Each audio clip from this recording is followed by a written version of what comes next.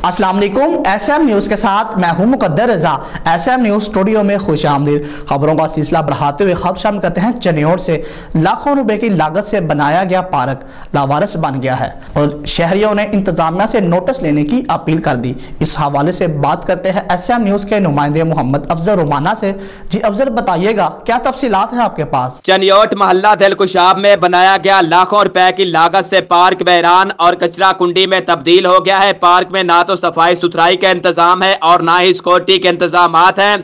शहरियों का कहना है कि हालत तो आप खुद ही देख रहे हैं। यहाँ ना यहाँ पानी का इंतजाम है, ना कुछ इंतजाम है। उसे डीसी साहब को चाहिए यहाँ की सिक्योरिटी गार्ड होना चाहिए और बाकायदा तौर पर पानी लगाना चाहिए, सर सब्जा होना चाहिए। ये जानवरों के लिए जगह नहीं है, ये इंसानों के लिए जगह है, बैठने के लिए जगह है। बच्चे साथ आते हैं, माएँ बहनें आती हैं, वो किसी लिए आती है, सैर की तफरी आती है करने के लिए। कोई मरीज़ होता है वो चहल पहल करने के लिए आता है, इसलिए आता है। खुदा ना खास्ता कोई अल्लाह ना करे ऐसा मसला बन जाता है, वो इमरजेंसी आ जाती है उसको, जिसकी वजह से पार्क में जानवर सैरो तफरी करते हैं। पार्क में लगाया गया घास और पौधे देखभाल ना होने की वजह से मुरझा चुके हैं और सिक्योरिटी ना होने की वजह से पार्क में जानवर आजादाना घूमते हैं, जिसकी वजह से पार्क में गंदगी के अंबार हैं, जहां पर शहरियों के लिए मुख्तलिफ बीमारियों का मूजब बन रही हैं। शहरियों ने अरबाब इख्तियार और इंतजामिया से अपील की है कि फौरी नोटिस लेते हुए पार्क को शहरियों के लिए महफूज बनाया जाए ताकि शहरी